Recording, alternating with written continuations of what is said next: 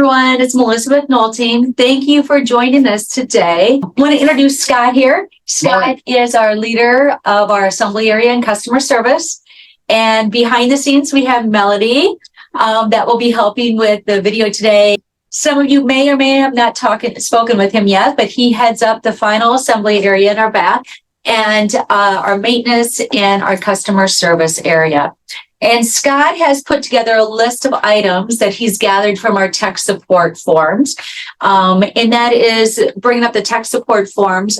It's a great way for us to be able to document and understand what people really need education around. Videos are out there, there's manuals out there, and there's how-tos out there.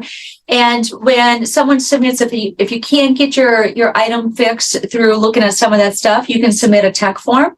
And that's when Scott's team comes in and answers that.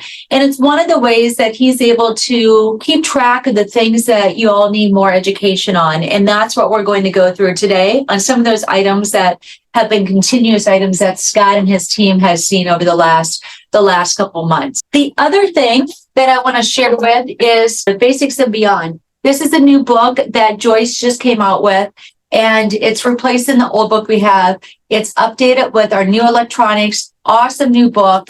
The thing that Joyce has done different this time, or added, she added QR codes. So for example, if you're needing help with something, she has QR codes in there. You put your camera on here and it'll take you directly to the video or the manual on how to do something. So there's a lot of advancements in this new book. We have it online and you can order it directly from us or from Joyce. So with that, I'll let Scott go through some of the things he'd like to share with you. Okay. So I know probably the lion's share of you have seen the inside of the head, but one place you've never seen is the inside of the body, and probably have never seen us assemble one of these machines.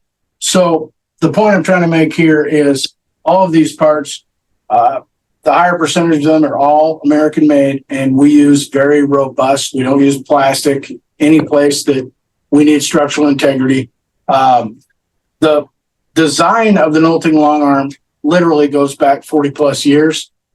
We have made changes where necessary, but we haven't made any real changes in the original design as far as how it's built.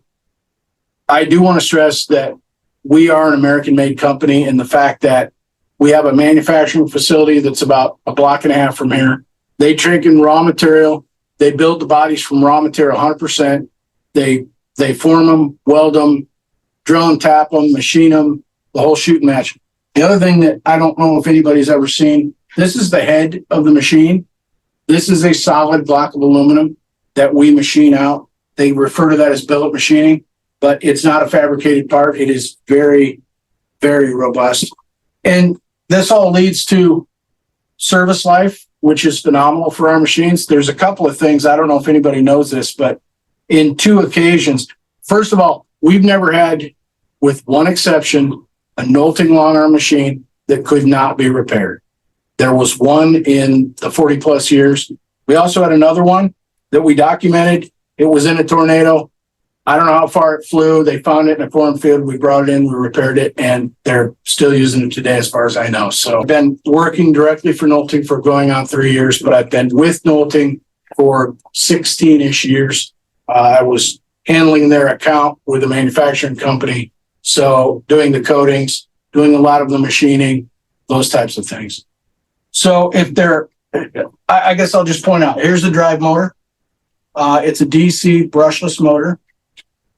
No, one of the benefits are new machines, right, Scott? So this is in our diamond and our layer, right? Correct, diamond and a layer. And what does a customer get if they go to a brushless motor on the new systems? You get a little bit more power, and they're a little bit smoother. They're easier to control. Of course, all the new machines are electronic.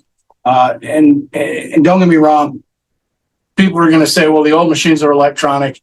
They have a stitch regulator board in them. It is an electronic board. Our machines are electronic from the standpoint that it's all touchscreen front and rear. It's all LED lighting. It has built-in diagnostics that run off of software. That software was written by our electrical engineer. It's proprietary to Nolting. So don't get the notion that it's iOS or Droid or anything like that. It is our software, and we maintain it. We also service it. We will update it if necessary. We don't want to do multiple updates throughout the year, but depending on if we find a problem or a customer has a request, what we'll do is we'll accumulate those. We will take and have a management meeting and determine which ones need to be implemented. And what'd you say, potentially once a year? Yeah. We'll address those issues. Your head. Yep. Your head is on, the nice thing is that that's the design of every machine, right? Correct. Yep. So if you, That's correct.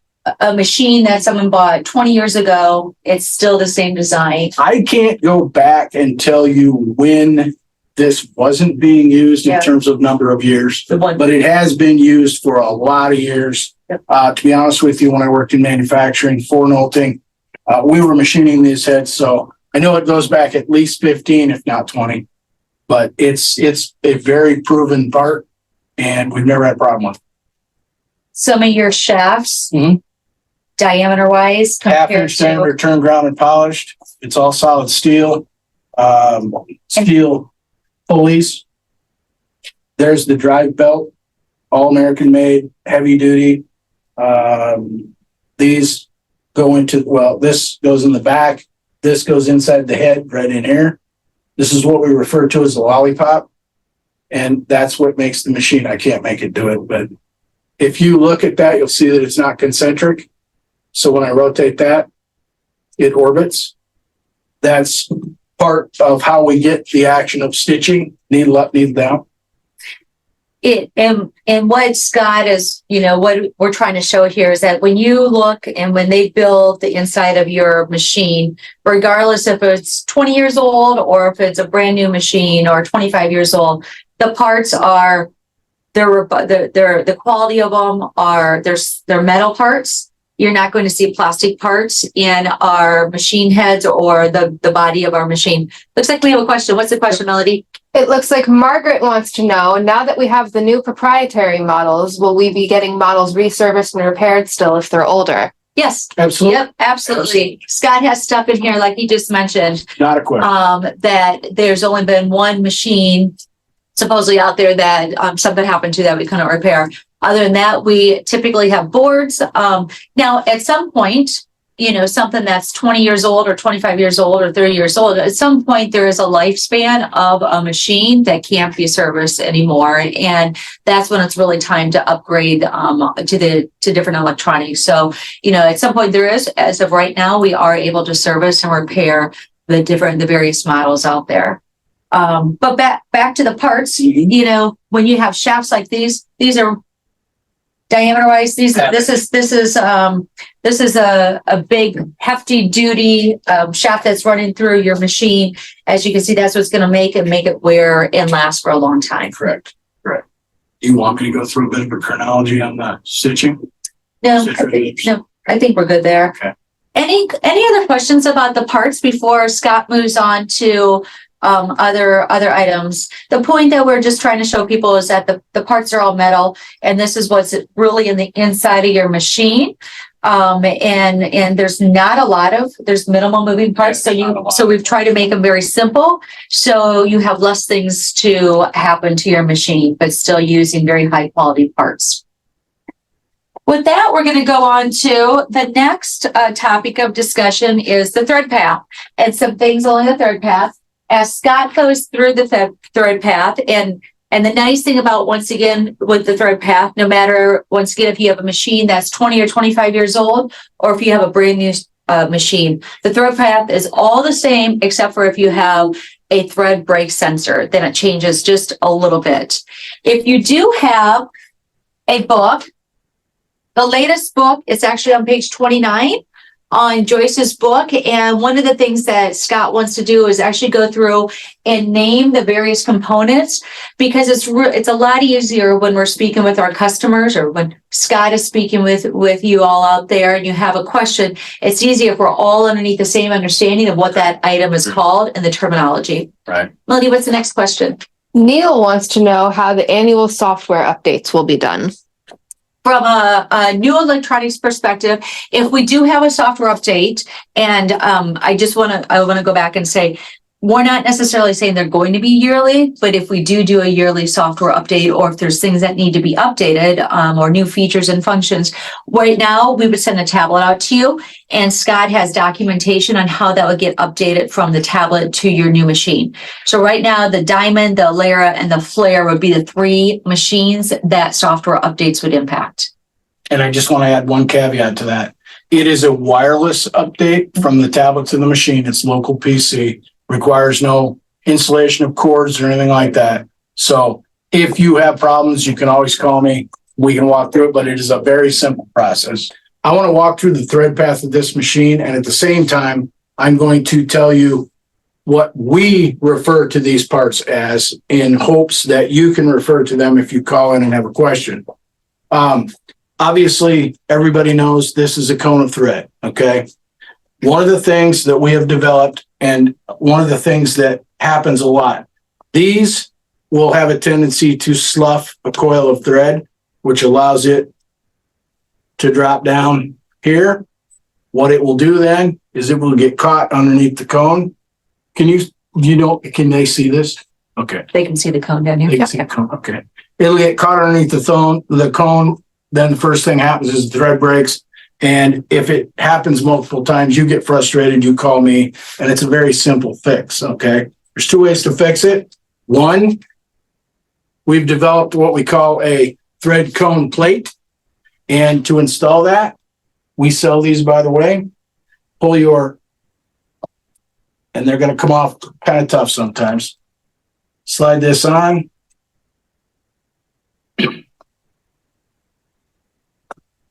Put this back on top and reinstall your cone of thread. And what that will do is that will give it a platform. It may rest on there, it may collect on there, but at least when it pulls up, it doesn't catch on something. The other thing that can be done, and I'm going to grab one here. You probably have all seen these, maybe not. It's a thread sock. The only thing I want to say is if you've never used one of these, please don't break your thread to install it because it's not necessary. If you take the cone and put it in from the top. Or the bottom. Or the bottom, yeah. Just bring it up and then slide it back on there. And what that will do is it will keep it from sloughing altogether. So not necessary to use both. It's totally up to you if you want to. One or the other usually fixes the problem. So thread path, we come up off the cone of thread. We refer to this as a shepherd's hook thread guide. It isn't part, the name is not, the part name is not the same. It's what we refer as tech guys. It's helpful if you can refer to it as that as well. And the other thing I want to point out, this thread path is a proven thread path and it's recommended by the factory. There's a lot of people out there, a lot of talk. They'll tell you, you got to do this, you got to do that. All we know for certain is this works and it works all the time, okay? You're going to bring, what's that? Yeah. Now, this is a 3-hole, I'm going to hang on to this for you. This right here is a 3-hole thread guide, okay? 1 hole is all you need to use on this thread guide. I've seen people loop it through all 3. I've seen it wrap it around it. You don't need to do all that. It adds tension and it causes problems once you get down to the needle. As far as which hole do you use, if it's on a diamond, try and keep it lined up as best as you can to this groove in this wheel, okay? If it's not on a diamond, you can use any of them. What I don't like is letting the thread ride on the machine. It's going to wear a groove in it eventually, and it's not necessary. Now, on a diamond, you'll have a thread break. You're going to go from here to there, and you're going to go over the top, right? Mm-hmm. Just like so. The reason that she did that, the thread break on the diamond has a specific rotational direction to make it work correctly. If you have an IQ, it'll be an additional thread break wheel, and it'll be right about here. It's actually going to go under, over, and then around the top of this one and back off the top. Sick, we have a question here. Oh, yep, go ahead. Christine says, are you using a piece of batting in the shepherd's hook, and why do you have to do what you had just demonstrated? You can. What it does if you add this little bit of tension right here with the batting, it keeps this snug. It adds tension, not a lot. It shouldn't cause any grief. It doesn't keep this from sloughing.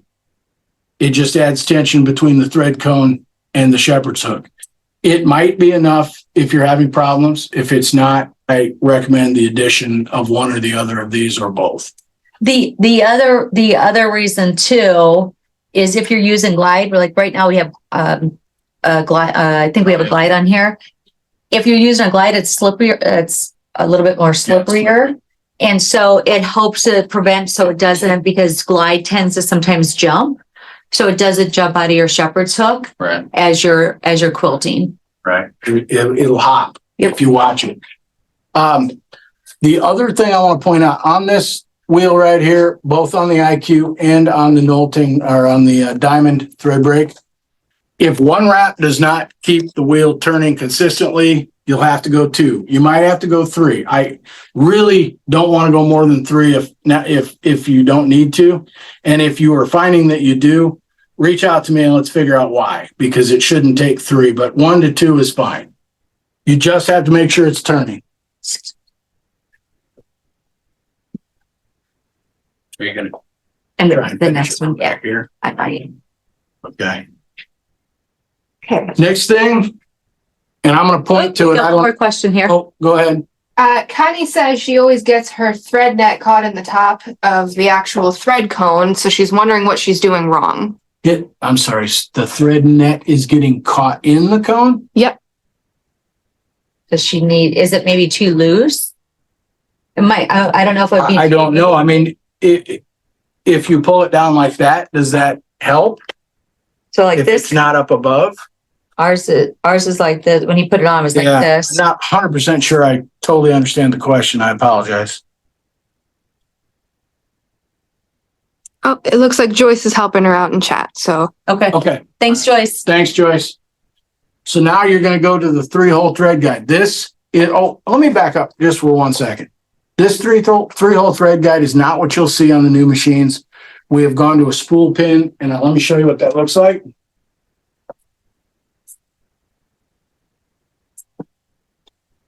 This is what we refer to as a spool pin thread guide. You can see that. I apologize. It goes in this way. That's what you'll see on the new machines. We've done that because I think it's customer preference. Maybe it's factory preference. Maybe it's both. It doesn't matter which one you have. They both work fine. I typically try to stay in the inside hole of the spool pin though.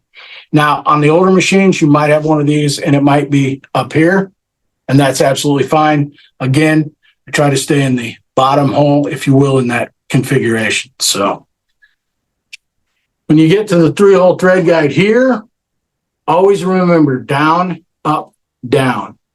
I'm going to go down through the first hole. I'm going to try to do this Yep. back here.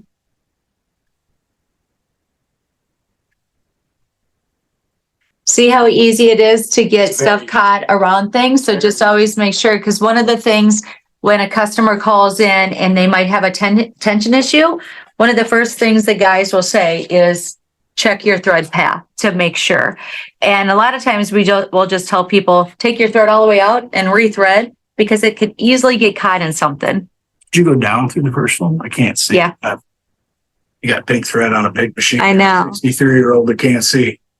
So there we go. Scott.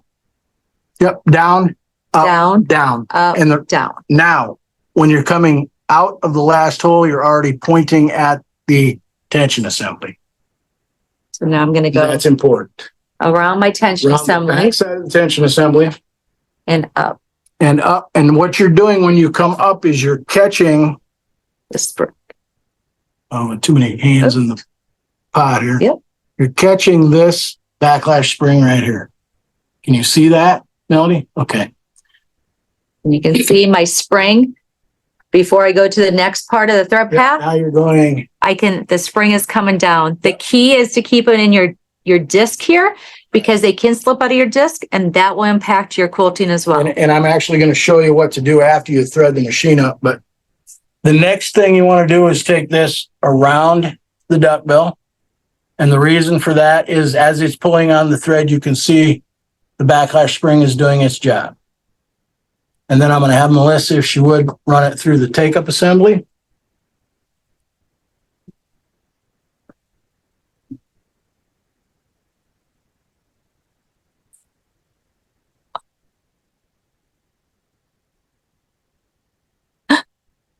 I'm trying to do this from backwards here. You can go around front if you want. I might need to. Okay, there we go. Got that? Yeah. Then you'll go from there to the pigtail thread guide Right here? on the side of the head. You'll then go to the pigtail thread guide on the front of the needle bar housing. No. The flare in the Fun Quilter does Do not not have have that. this front pigtail. Correct. And the reason for that is it's a very, well, you can swing over there if you can see it. You'll notice this is a much shorter distance from here to here. And it doesn't require that because you'll be going through this needle bar thread guide next. So it doesn't require that on the front of a flare. Okay. Then we will go through, Can you do it from I might be able to. The needle bar thread guide. You get, if I can do it. I'm gonna come around front, or you can, but this right here is a needle bar thread guide. There you go. And you just, Now this needle bar thread guide is held on by the same screw that holds the needle into the needle bar. and we sell, this is the package. We sell these online. Once again, they're called a needle bar thread guide. And then From there, you go through the needle. through your needle.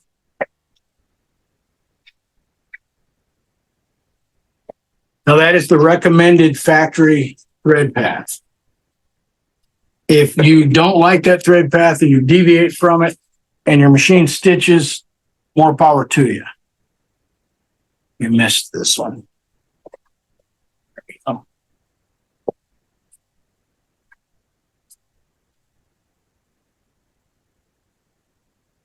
Any other questions on the thread path before we go on to the next subject? Nope. Okay. So I'm gonna switch places again. I'm gonna go over here, buddy.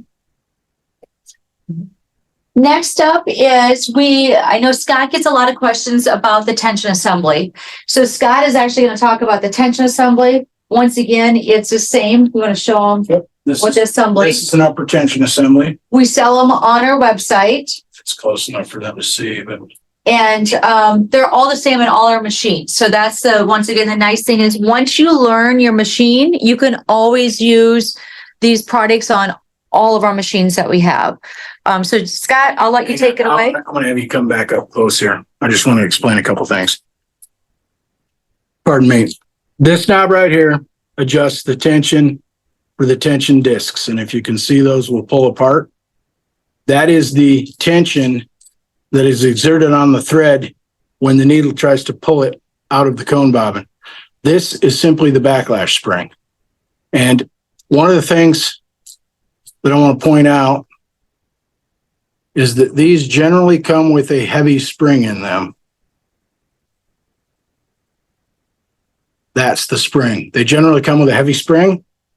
If you find that you are having to back your tension assembly off to the point where the knob falls off and you're not getting the tension that you require, we do have different rates of this spring. You contact us and we'll talk about that and we'll recommend a different. And I don't know if you can see the difference in these, but there is a medium and there is a light. You can see the difference in the diameter of the wire. Mhm.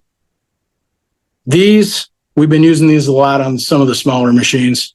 They just work a lot better. And if you bought a new machine, it will be factory set. You shouldn't have a problem with it in the future. In a second here, I'm going to show you how to change this. Pardon me, I don't have my glasses on. There we go. The other thing too is if you notice this washer, has serrations on it.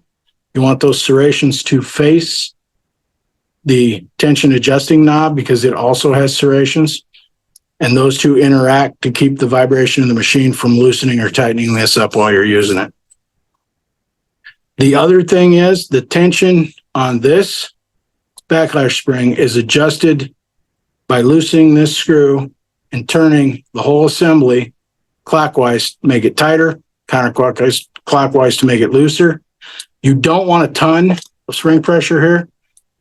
I don't know, it's really hard, I know, for you guys to gauge what that is, but you just want to make sure you have some pressure here, not excessive amount, but obviously you want it to be able to spring back. So I'm going to show you how to remove this and how to swap out this spring here in a second. Anyone have questions on that? I know that that was kind of a lot of information in a short amount of time on that little piece of hardware. If you do, or if you think of a question as Scott is going through the next part, because he's actually going to show you how to actually change a tension assembly on your machine. Joyce has a great point. Her book does have great instructions for swapping out the tension assembly, so that's going to be a great thing to refer to. Lauren wants to know if we're planning any classes at the factory for machine maintenance.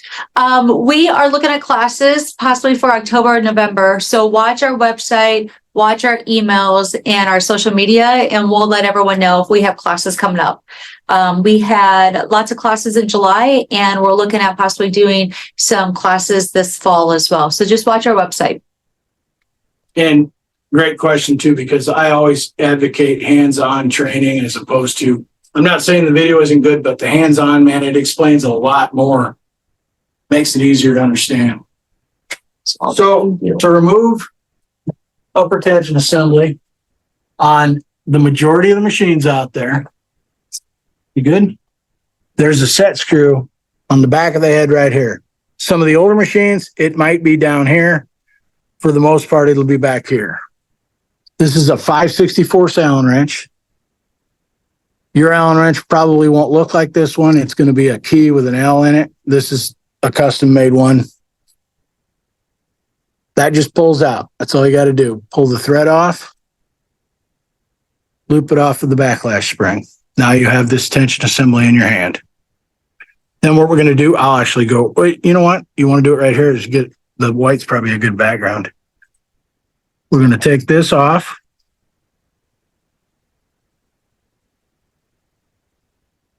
We're going to take both tension discs off. This backup washer, whoops. There's a backup washer on here. You need to make sure that that conforms to the front disc. You don't want to put it on like that. You want to make sure it's like this. Set those aside. And then I have to walk around and get a screwdriver here, Melody.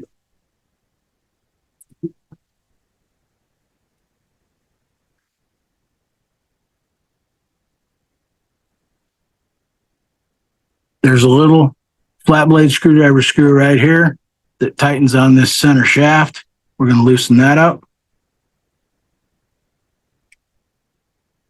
Don't have to take it out. That's going to make this center post come loose. Pull that out. Take your tension spring. This is where people get confused and have difficulty. You got to pull it out of there. Hang on. I got to get a different. There we go. And then you have to unthread it from here, which is possible. Give me a second here.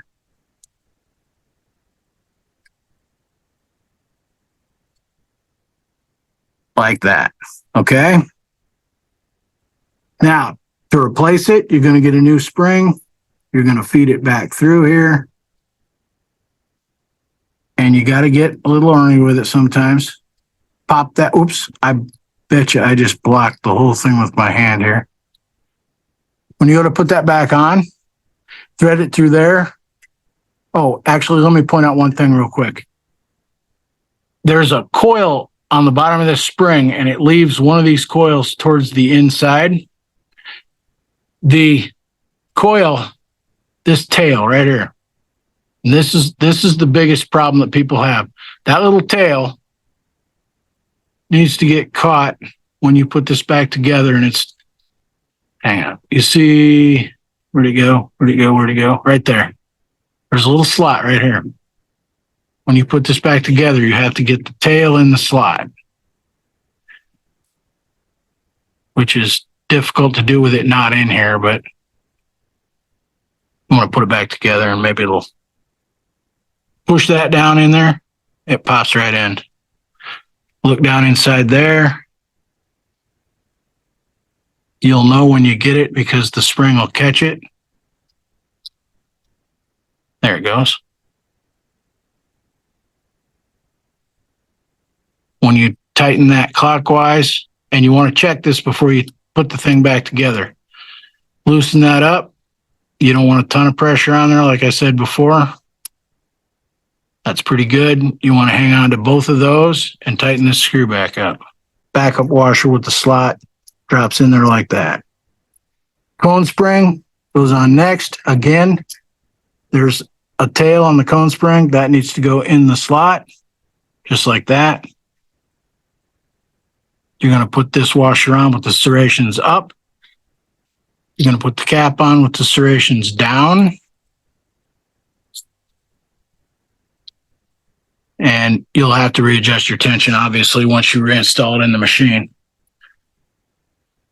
When you put it in, two things I want you to consider. One, that hole will allow you to take this and shove it all the way in. You do not want this backup spur, this backlash spring touching the side of the machine. It will keep it from doing its job. But you want it in there about as far as you can get it because you're going to want to eyeball this thread guide and these tension discs when you put the thread through there. I mean, when the thread path is established, you want to make sure these are lined up as best as you can get them. The other thing you want to do is you want to clock this so that your backup spring, if you look directly in it like this and consider this could be a clock face, you want to be at about 11 o'clock. And that's not set in stone, okay? Actually, there we go. That's what you want is this right here. All right, slide that guy in there.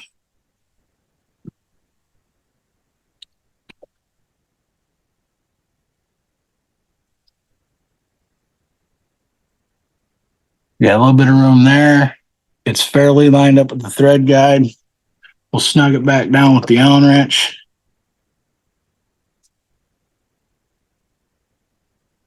And that is replaced. Now what we're going to do is we're going to take this, run it back around here, catch the backlash spring, hook it back up underneath the here, and then take the play out of it.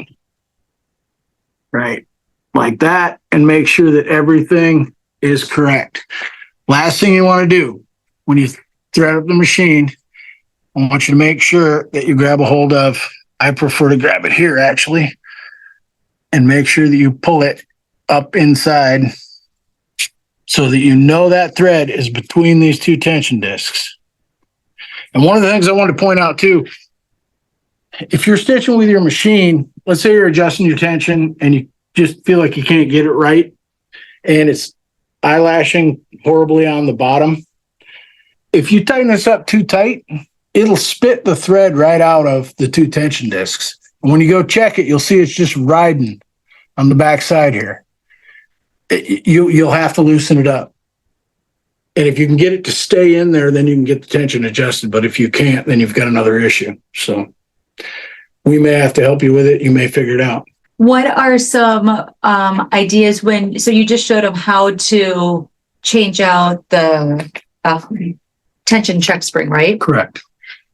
So they have the choice of either doing the tension check spring or just buying a full assembly so Correct. they don't have to do it, right? And it's in a lot of cases, for a lot of customers, it's a lot easier to just buy this entire assembly and replace it. And if you don't have the comfort level to swap that out, I absolutely recommend that you buy the whole thing. And then the other question is, what is your suggestion when the issues that they're seeing and when they should realize that they have to purchase a part, like a tension assembly, or check spring versus there's just something wrong with the tension that they don't have to. You're asking me when to make the decision to either put a new check spring in or buy a new tension assembly? That's kind of a tough question. It's going to take forever for the springs to wear out. Right. The check spring, what may have happened is that you may have lost tension on the check spring, but not because the check spring wore out.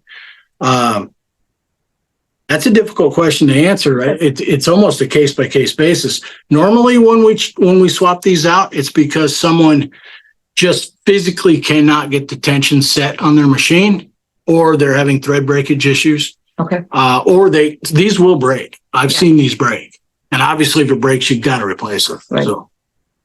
Okay. Any other questions on tension before we move on?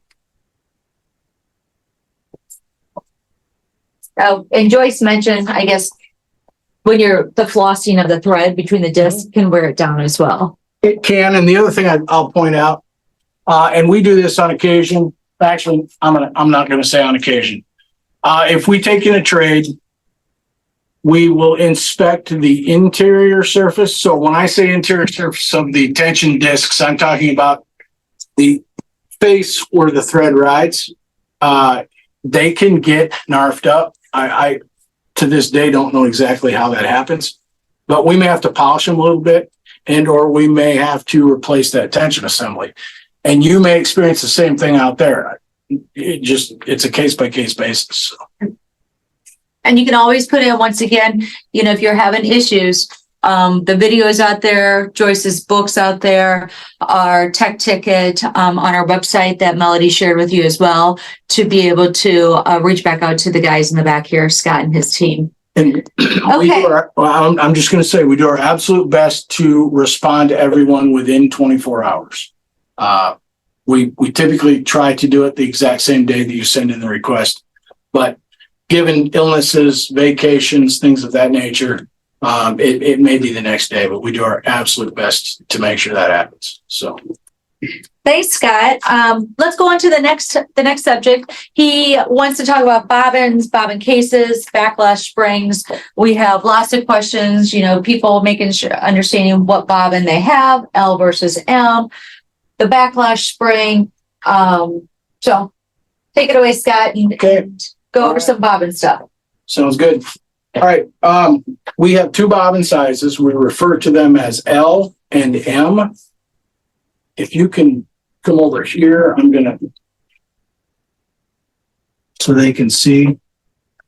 So if we're talking to you on the phone and you don't know what bobbin size you have, and we have just asked you L or M and you say, I don't know. We refer to the L as the size of a nickel, and we refer to the M as the size of a quarter. I don't honestly know if you don't have both of them in front of you, if you're always going to be able to tell. I can tell you one thing though, the factory M bobbins have holes in both side plates. The factory L bobbins have holes in one side plate. So either compare it to the actual coin, which will get you real close, or potentially look at the bobbin side plates and it'll also help you out. There is a couple of things I want to point out about bobbins. One, obviously, if you're having thread breakage issues, you really need to inspect the bobbin. What a lot of people don't realize is when the machine makes a stitch, the thread actually comes across the face of this entire bobbin case. And it does go between the positioning finger and the hook, which I don't have here, so don't be too confused. My point to this is any little burrs, any little nicks, if the needle has hit this because there's been needle breakage, it all plays a huge part in thread breakage. The smoother everything is, there's no damage to these two ears. This one isn't bent in. You feel everywhere. If you feel a burr, you can usually take emery cloth, or if you take, I don't do manicures, but the emery board, is that what you call it? Okay. Take an emery board on the fine side. You can usually polish out that burr. Just test, stitch. If it quits breaking, then you've fixed the problem, okay? And we also recommend to have an extra bobbin case at home because We're not open on the weekends. And if something happens with your bobbin case, it does take a couple days before it's going to get to you. And especially with the post office lately, it could be 2 days, it could be a week and a half. We can't control the postage or the post office right now. Right. We also sell on our website. We have essential kits that we sell.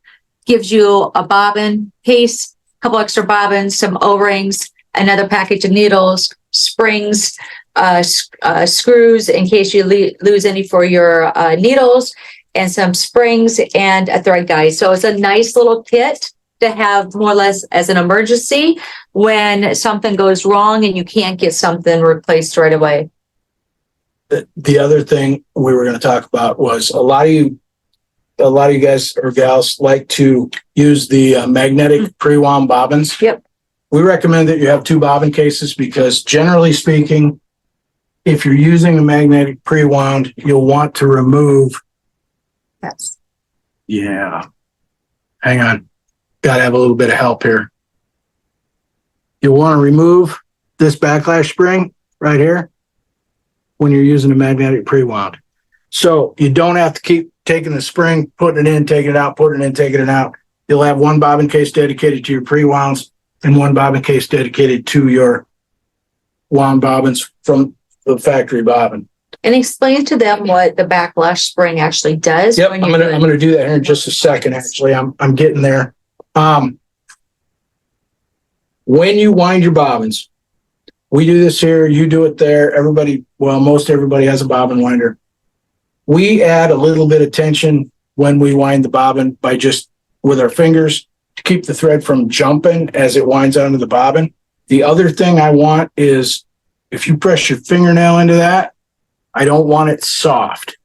I don't want it rock hard, but I don't want it soft. If the thread isn't wound tight enough, it's going to cause you all kinds of issues. The other thing I want to point out, this backlash spring, which sits down in here, and there's a couple of things that I want to be clear about.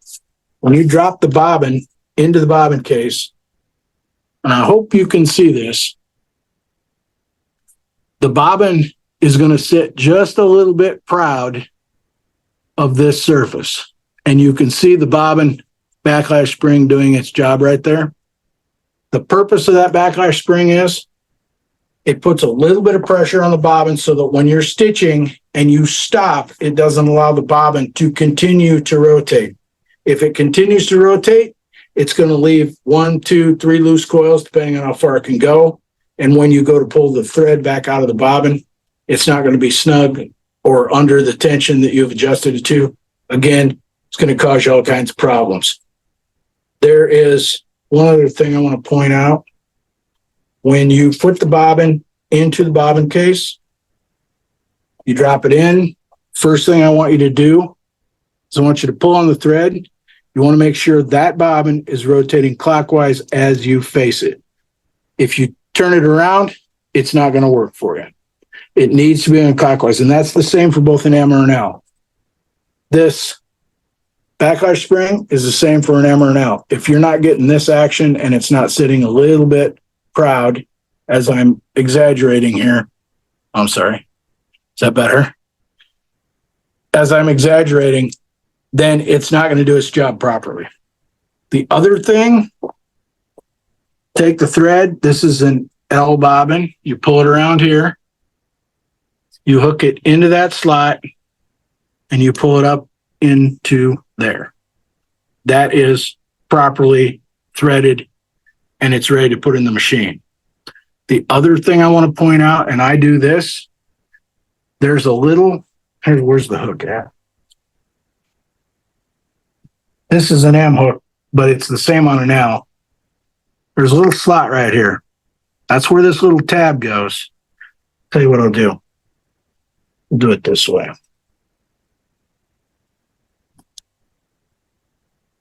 I'm just going to partially thread that because I want you to see.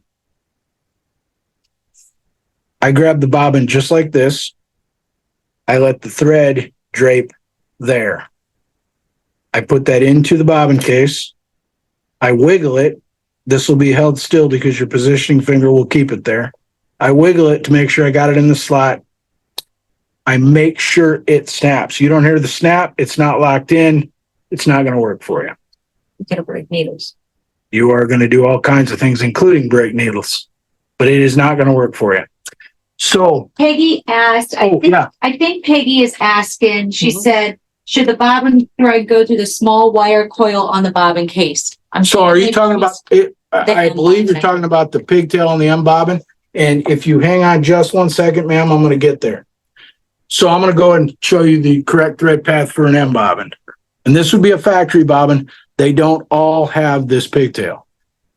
Ours do, I'm saying, from different manufacturers. Again, we're rotating clockwise. We bring the thread over to this slot. We bring it up behind. And I'll explain this to you in just a second. We'll bring it up behind there. Take it over the top and hook the pigtail. And yes, ma'am, it should be in the pigtail on an M bobbin for a Nolting machine. Same thing again. I grab a hold of it like that. I like the thread to drape here. I bring it in to the hook. I check to make sure this is inserted. And then I push. And when you hear the click, you're good. The other thing that people don't do, and I do, is after you've clicked this in, you've heard the click, you're happy, you want to go stitch. I don't do that. First thing I do as I take my hand out of there is I pull on the thread to make sure it's smooth. That thread will get behind here. It'll get around on the back side. It'll do all kinds of things. First thing it's going to do is break. So last thing I do before I take my hand out of that area is check to make sure that it pulls smoothly.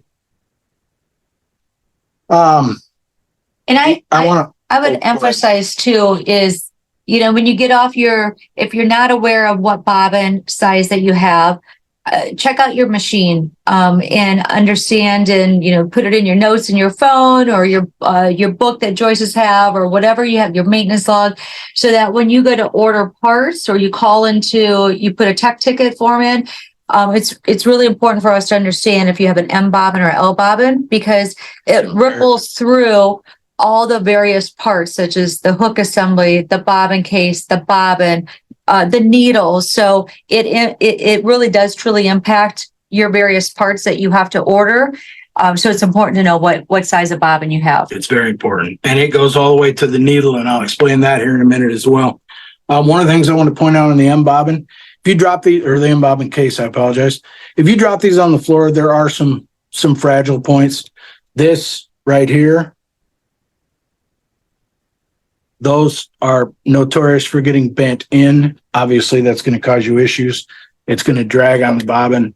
You're not going to have correct tension settings. Inspect your bobbins. Put your finger around here. Feel it. You don't want to feel a burr. You don't want to feel anything. It wants to be smooth all the way around. You feel a burr or you have a bent side plate, I recommend you discard the bobbin and get a new one. You can try and polish it out. That's strictly your prerogative, but I don't recommend it. There was one other, I remember what I wanted to tell you. So on the M bobbin, the tension that you adjust for the bobbin tension is done by this spring right here. That tension adjustment is via this screw. It's the bigger of the two screws. This screw does nothing more than attach this spring to the bobbin case. So you don't want to be putting your screwdriver on this one. You don't want to loosen it, definitely, and there's no reason to tighten it. Tension's all done here. Difference between an L and an M. Let me knock that out of there.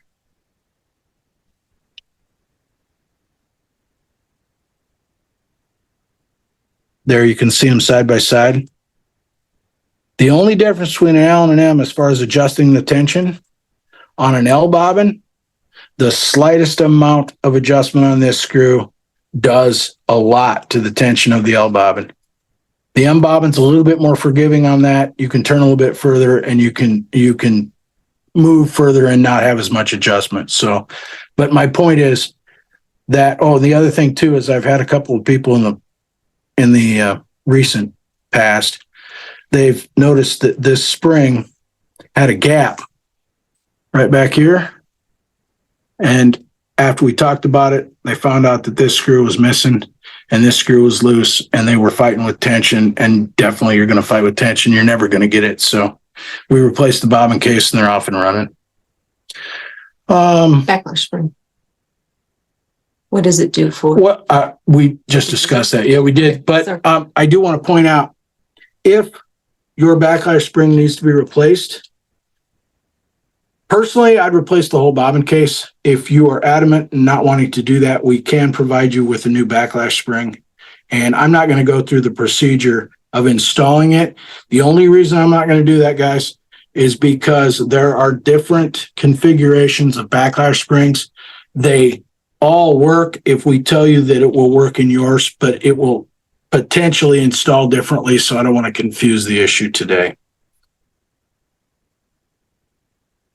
Okay, next up. Oh, needles. Yep. You want to talk about needles? I'm sorry. I thought you were going to say something. Nope, that's okay.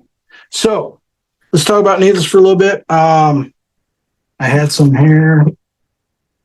Right there. Oh, there we go. All right. L bobbin versus M bobbin. And you're going to have people disagree with me on this, and that's fine because I'm not a quilter. I'm a tech guy. The L bobbin needles are what we refer to as non-MR. So there would be a package of L bobbin needles. Nowhere in this verbiage do you see MR, okay? From the factory, we typically put in a 20 needle.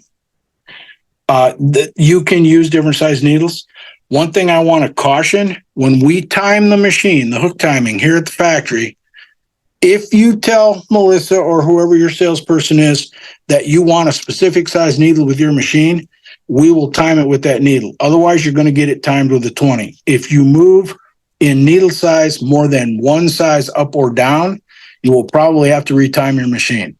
So I want you guys to be forthright with what you want with Melissa when you order this stuff, because when you'll get the machine and find out you have to retime the needle, you're going to be mad at me. And it's MR. Oops, I'll point to the right place. MR. That is an M bobbin needle. And there are differences in the needles. You don't use an MR in an L bobbin. You don't use a non-MR in an M bobbin. And again, these come in different sizes, but the rule stands. If I time the needle with a 19, which I think, no, these are 18s. If I time it with an 18, you can go to a 19. You can go to probably let's see, I'm not sure if they go even numbers, but one size up, one size down, it should work. So that's my only point. It goes 19, then down to 18. Yeah, but where does it go up to? We just do 19. Yeah, okay. That's what I thought. Yeah, okay. So, that's all I had to say about that. I just wanted to be clear.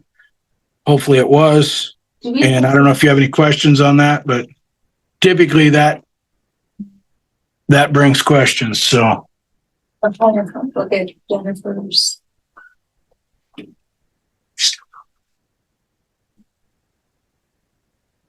Bear with us. Melissa's looking at something here.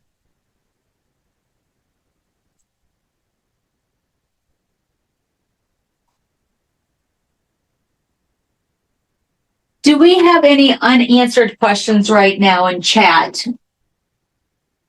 If we do, please put those out there again and we can get those answered.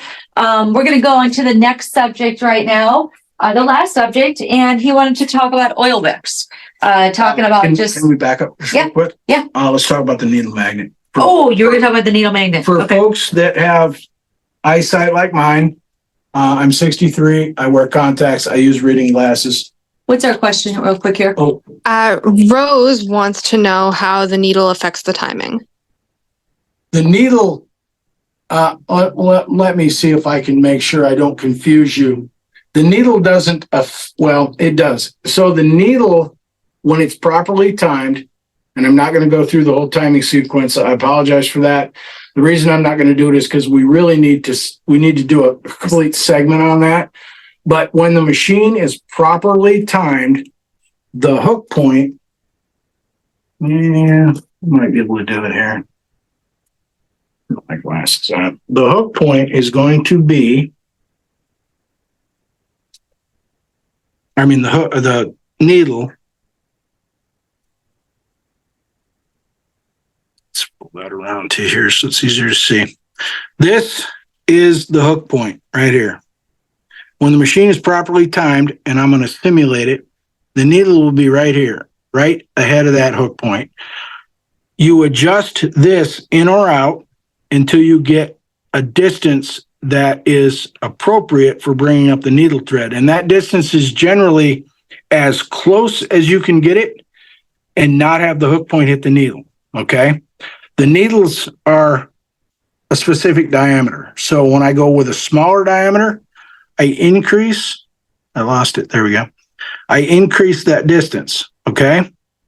If I go 2 sizes smaller, I increase it to the point where it doesn't catch that bobbin thread and will not pull it back up.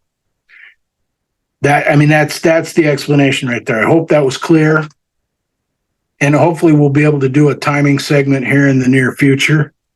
But did she respond to that at all? Yeah. The next one is my foot screw keeps loosening from the hole. Do I need a new needle bar? Hang on, back up. The foot screw is not attached to the needle bar. So if it's the hopping foot screw and it keeps coming loose, then yes, potentially you have bad threads on either the hopping foot or the screw itself. You can inspect that. I mean, we could send you a new screw that would potentially fix the problem. The needle bar, let me just point that out. We have Can you come over here for a second, just so people are clear. This right here is the needle bar. It's the one closest to you that contains the needle. The foot screw is right here. This is the hopping foot shaft back here, and that's the one that the hopping foot is attached to. I'm assuming we're talking about this screw right here, and this screw back here, right there. And I'm assuming that's the screw you're referring to, ma'am. Yeah, we'd have to look at it. Maybe you can send us a picture. This one. Yeah, if you're referring to the needle bar screw, and this happens, these needle bars are hard, okay, and you can have thread damage over the course of time. Typically, it's the screw that gets damaged, not the needle bar.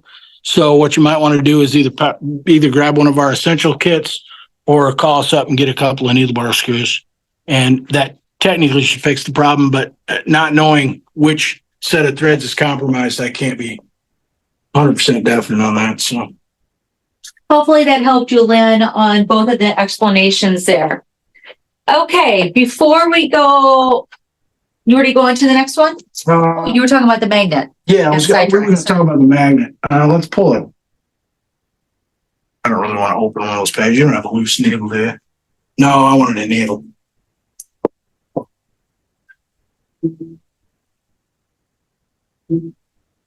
I can get one for you. Be easier if I had a MR needle. It works for both.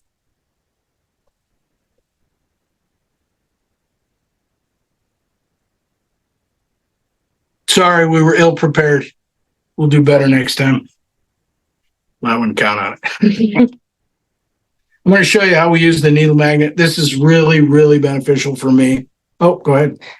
Gail says, can you tell me again on needles and the NM? NM is for L bobbin? She wants to know. MR, yeah. MR is for M bobbin. A non-MR is for an L bobbin. And like I said, you'll have people disagree with me on that. That's the only thing we do here in the factory is we use MR on M bobbins and non-MR on L. Yes. Mary has a 24-inch fun quilter. What size needle was in it when it came from the factory? Okay, I'm going to back up for a second. I don't believe we've ever built a 24-inch fun quilter. The biggest fun quilter that I know that we built was a 23XL. It typically would be an L bobbin, which would be the smaller one, and then use the non-MR needle. If you're not clear, if you call and give me a serial number, we could probably look it up and tell you exactly what it is, but I wouldn't be able to do that today right here. Or a picture of your bobbin. I can tell from a picture of the bobbin as well. Oh, she said it was a 23. It was a typo. Oh, 23XL. It's probably an L bobbin, probably the smaller one. And you we would send that out with a 20 non-MR needle. That would be typical from the factory. So bear with us. I'm getting a needle. Got one. Yeah. Do you get 4.5s? Yep.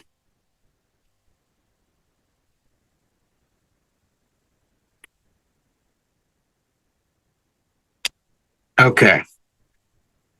This is an MR 4.5 needle. There is, hopefully you can see it, there's a scarf right here. Okay. That scarf goes to the, pretend you guys are all standing in front of a sewing machine, okay? That scarf goes to the back, away from you. And what this little magnet does is super beneficial.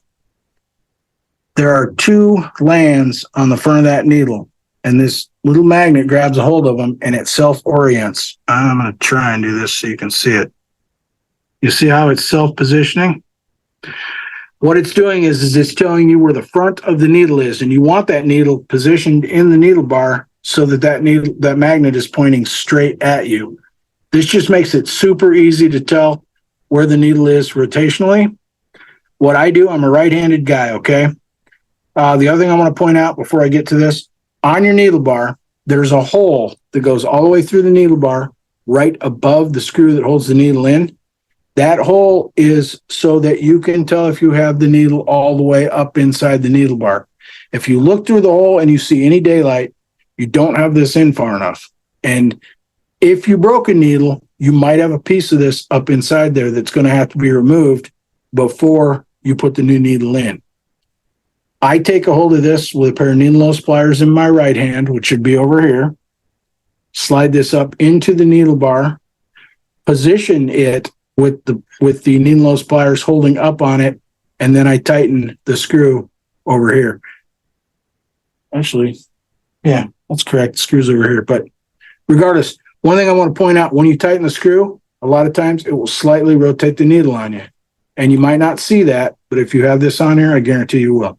These are cheap, guys. They're like $5 or something. And I've got a half a dozen of them back in my tech department. So if you have eyesight issues, as I do, I recommend them highly. So The magnetics you can buy directly on our website as well, and Melody can eventually put a link in there. But they are a great little handy accessory to have with your Nolting. Or, in matter of fact, it doesn't make it. You don't have really to does, no. Any machine that has a needle that you're trying to make the needle going straight. Yep. One other little quick product before you go on to the oil wicks, I forgot to mention. These are called thumb wheel covers. And if you have experienced before, Take it out. thread in your thumb wheel, this will help you a lot. Especially with thread breaks, things happen on automation systems. If you don't have a thread break sensor, or even if you do, by the time it stops, if the thread breaks here, that little piece of thread can get sucked up into your thread or your wheel here, and it can go around. Is this rough surface right here? Can grab it. We'll grab the end of the thread. It'll suck it in here and it'll wrap it around the top shaft, which looks like this. But what happens is, in a blink of an eye, and I mean it, in a blink of an eye, it'll suck enough thread in there that it will pack in between the lollipop and the head bearing. It'll blow the shield out of the head bearing, lock the machine up. And if that happens, I'm sorry, but the machine's going to have to come in here, and it's not cheap to have fixed. I have to remove the entire upper assembly from the machine. I think the last one we did was $1,300. So, And it can take out the motor, and it can take out your electronics as well. if it locks up, It locks up. So this little piece Scott came up with can go right over your thread or your thumb wheel there. You can attach it with, we did not have any attachments on it because everyone likes to attach it differently. Some people like to use magnets and some people like to use Velcro. So this is on our website as well. Take a look out there. Melody will put a link out there as well. And we'll send in an email kind of recapping this with different links that you can go and get these products. But this is a big saver in money if to put onto your machine. right, absolutely. And one other thing I want to say to you guys, I saw one of these attached the other day with screws through here and here. I recommend you don't do it. You do have to use this front thumb wheel on multiple occasions. If you want to take the screws out to get to it, that's absolutely your prerogative, but I prefer Velcro. I really do. Or And you magnets. can just reach under there. Yep, same thing with the magnets. Pop it off, do what you got to do, pop it back on. But this will save you a lot of money for what it costs. Okay, Potentially. one last thought here from Scott. He has one last thing that he wants to do, a demonstration on oil wicks, and so we'll have him do that. And like I said, if you have any more questions, put them in the chat. I'll be reading the chat while he's going to do the next demonstration. Sounds good. All right. So your oil wicks, there's 4 of them. They actually look like this. There's a wick inside of a plastic tube with red paint on the top of it. The only reason we put the red paint on there is so that when we're talking to you on the phone, whether you be a new customer or an existing customer, is we can refer to the 4 red dots as the placement of the oil. Okay. You'll notice that the tubes are different lengths. And if anybody wants to know why that is, there's rotating assemblies inside of here. We try to get the wick down to the point where the oil needs to do its job. If you call me and say you need 4 new oil wicks, you'll get a range of oil wicks that look like this. And we'll explain this later. I don't expect you guys to all remember this. The longest tube goes in this hole, the shortest tube goes in this hole, and the 2 that match go in these 2 holes. Okay. When you put them in, and I'll show you how to do that here in a second, these will typically be too long. They'll be sitting down past where we're trying to deposit the oil. If you take a pair of side cutters, which would be like this, or the ones on the end, which would be preferable. Once you install these, just eyeball reach in here, clip off the excess, and it'll do its job. The wick is impregnated with oil. So when I tell you 1 drop of oil on each one of these every 8 hours of runtime, it's because that's all it takes. We're just continuing to keep this wick wet with oil so that it will actually deposit oil every time the rotating mass comes around and hits it. That makes sense. This is one of the, go ahead. With the new electronics, just like, in new electronics, we actually have in our settings Let's show them that. and the project counters, it will tell you when you need, oops, I'm on the wrong page. It'll tell you when you need to oil your machine underneath the maintenance. So here it says I have 59 minutes left and then I need to oil this machine. So all the new electronics have Yep, the oil. I want to point one thing out though. This reminder right here is on a timer in the software, and it's going to track the 8 hours of runtime. You'll be up here stitching along, and all of a sudden this message is going to pop up. You don't have to go look at it. It's going to tell you when it's time. When this pops up, you do what you got to do. Hit reset, and it'll go away. And it's going to pop up on your front screen. Correct. So it's a great reminder for you don't have to remember the 8 hours of runtime. It works. Yeah. So this, when you see it done, you're going to realize how easy it is. We have a lot of questions about how to replace the oil wicks. You don't need to drive them down through. If you get a good sturdy pair of needle nose pliers, if you watch what I do here, you're going to grab a hold of it right there, up close to the top of the head, squeeze, and it'll pop right out. Okay? That's all there is to it. Now, this little guy can be a little trickier, but again, if you get a hold of it, make sure you have a hold of it and you squeeze tight and just roll away from it. It's going to pop right out. Put the new one in. You just take the oil wick, drop it in there, slide it in. I don't recommend that you use your finger beyond this point, because what you're going to do is you're going to run it into about there, and then I want you to put a drop of super glue there and there, or wherever you like, 2, 3, whatever. Keep in mind it's super glue and it will attack the paint. So you're going to want to be quick, put that where it needs to be, and wipe that off immediately. If you use your finger, you're glued to the machine, and then you'll call me and you'll call me bad names. So that's all I'm saying, and that's all there is to it. Replacing the oil wicks. I do recommend that if they're worn out and high, which in a lot of cases they will be, that you do replace them. They're cheap. We'll sell them in a set of 4. You can put the extra ones aside, have them ready whenever you need them. So The other thing I was going to bring up, I've been asked before, some people will say, oh, do I need to replace the oil wicks because all my red's off? Yep. They do that. We paint them red only so it's a visual thing and people don't forget about them. right. The new electronics, you don't have to worry about them. But in the previous models, we did that so people would see, like, and that would be a reminder, like, I need to oil my wicks. Right. So that's the only reason why they're painted right up there. There's nothing special about that. It's just paint. Correct. The other thing is, on your oiling, your machine oiling, every 8 hours of runtime on each 4 red dots. Every other bobbin maximum, you want to drop of oil in the hook. And if you look in, I know that's in Joyce's book, where to put the oil on the hook. I'm 100% positive it's in Joyce's book. She is somewhat specific on when you actually put it in the bottom towards the back of the hook, and I'm trying to remember what she told me, but I think it's with the needle down. If you find it in the book, she's absolutely correct. There are little oiling channels in there, and if you do what she says, they will be present when you drop the oil in the hook, and it will do its best job of oiling the hook. Keep in mind, this is a rotating assembly, but there are no bearings in this. It is steel on steel, and these do get hot. If you do not oil this hook, it's going to lock up on you eventually, and you'll have to replace it. And they're $200 to $300 a piece, depending on whether they're M's or L's. So a little bit of oil at the right time will save you money. That's best I can tell you. So, are there any other questions?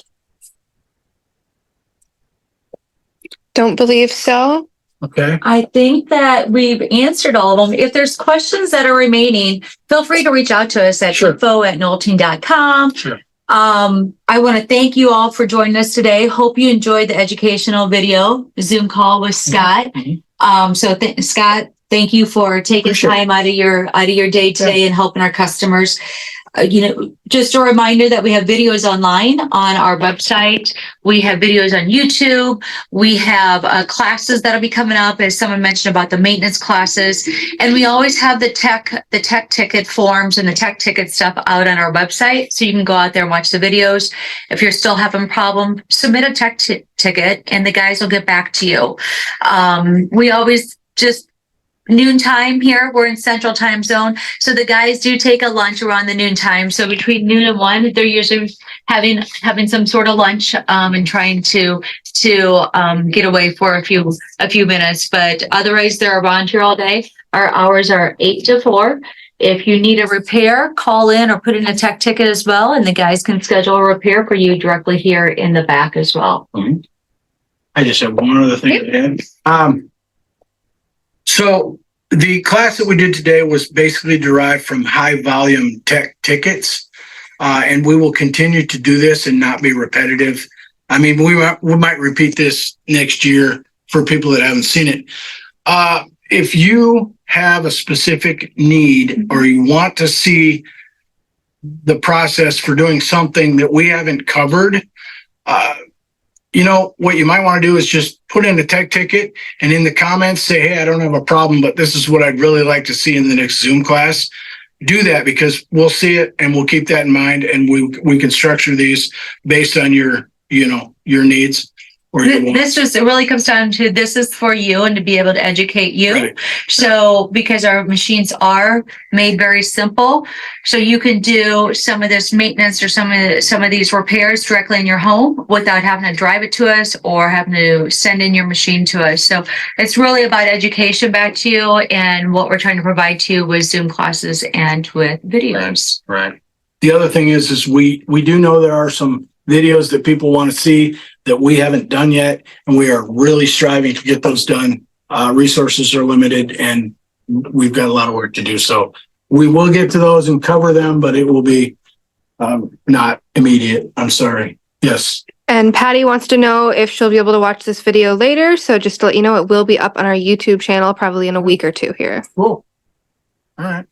Thanks, everyone. Have a you. great Appreciate day. If you need any questions, you can always call us 319-378-0999. I know there were some questions on the chat about upgrading. I'm more than happy to talk with you about upgrading to our new electronics that you could see some of them here in the background that Scott was working with today. Would be happy to answer any questions for you. You can give us an email as well, info@nolting.com. Melody checks that email all the time on a daily basis and can put it into the right department if it's for myself or if it's Scott or if it's Gordon or if it's a part, she can help you with that as well. One more question, it looks like, Melody. Susan wants to know if she'll be able to see Nolting at the Houston show. We are in the process of making that decision, Susan. To be determined. We will let you know if we will be there or not. To be determined. We will. Oh, there is a show at the Great Wisconsin Quilt Show is next weekend. I believe it's Melody, this It's the September 5th through the 7th. Yep. TLC in Janesville, Wisconsin. They will be at the Wisconsin show. So if anyone is planning on going, she will have the diamond there and the flare there. And I believe she has a fun quilter as well.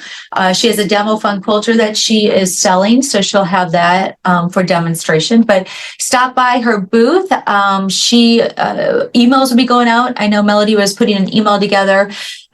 Terry will have specials as well in her booth. So stop on over at her booth in Wisconsin.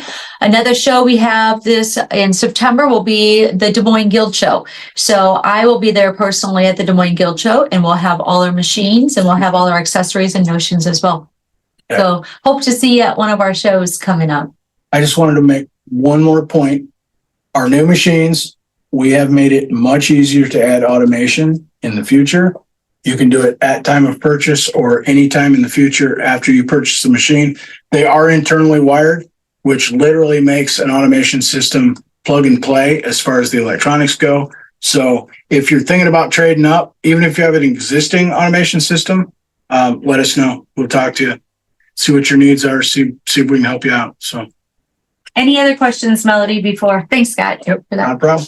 Doesn't look like anything's coming up in chat. All right. Okay, thanks and have a great day, everyone.